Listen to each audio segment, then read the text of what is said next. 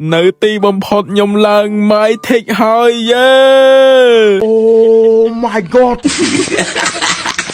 ហើយមិនចាំឆ្ងល់ទេថាមិនបានខ្ញុំទៅទៅឡើងម៉ៃថិចចឹងគេចិត្តតម្លាក់រ៉េងអីព្រោះខ្ញុំដែលលេងវគ្គរ៉េងទេខ្ញុំលេងតែ classic ហ្នឹងហើយណាមួយនៅក្នុង season ថ្មីហ្នឹងយកមានគ្នាអូរ៉េងជាមួយទេដែលសារតែ member កាលមុនគឺពួកគាត់មានសង្សារអស់ហើយអ្នកខ្លះមានប្រពន្ធចឹងនៅ single តែខ្ញុំម្នាក់ឯងទេនេះខ្ញុំស្មោះខ្លាំងស្មោះឡើងប៉ុនក៏ដៃហើយអញ្ចឹង season ថ្មីហ្នឹងណាគេអត់មានដៃគូអូរ៉េងឯងអាចចូល sword ខ្ញុំបានខ្ញុំពុំខ្វះ member ច្រើនទុកអូរ៉េងចឹងហើយបើមានចំណាប់អារម្មណ៍ចង់ចូល sword មួយពូអី complete តម្លាក់ ID ខាងក្រៅមកចាំពូអេតទៅចឹងហើយនិយាយគ្នាហើយបើចូល sword មួយបងកុំខឹងអីបងបានលេងហ្គេមបានទេ mobile បងជប់លេងហ្គេមផ្សេងច្រើនទៀតដូចជា Free Fire រ៉ូប្លុកព្រួតអី Free Fire Honor King ច្រើនទៀតតែចឹងអត់សូវបានលេង mobile បានទេអត់អីទេចាំពេលពូបានលេងចាំពូហៅគ្នាយើងចឹងហើយនៅក្នុង gameplay មួយនេះខ្វះតែផ្កាយទៀតឡើង My Tick ចិត្តជោគជ័យហើយថ្ងៃនេះមកជាមួយនឹង member ចាស់3នាក់អញ្ចឹងសលេងរ៉ូទៅប៉ះ ECP ដល់ ECP មួយយ៉ាងអត់សូវបានលេងបានទេមួយយ៉ាងលេងតែចាំងកទេចូល ECP ដល់មិនបានទេចេះលេងទេឥឡូវនេះខានលេងរ៉ូ ECP យូភ្លេចចូលជួយថងគេឡើយនេះគេបាយថយកន្លែងហ្នឹងយើងចាំការទៀតនេះត្រៀម RT Combo Flicker នេះ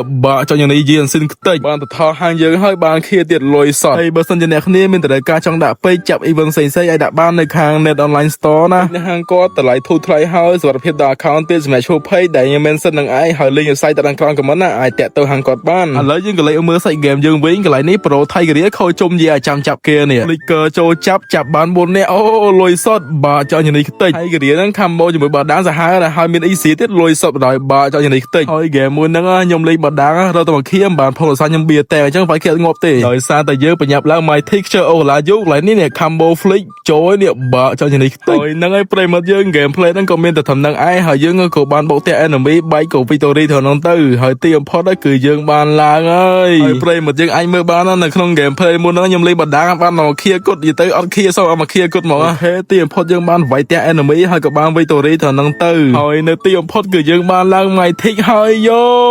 ហើយគ្នាយើងកំពុងតែមើលវីដេអូហ្នឹងឡើងដល់រ៉េងណាហើយកុំភ្លេច comment ប្រាប់ពូផងហើយចឹងវីដេអូនេះក៏មានតែប៉ុណ្្នឹងដែរអរគុណច្រើនបាយបាយ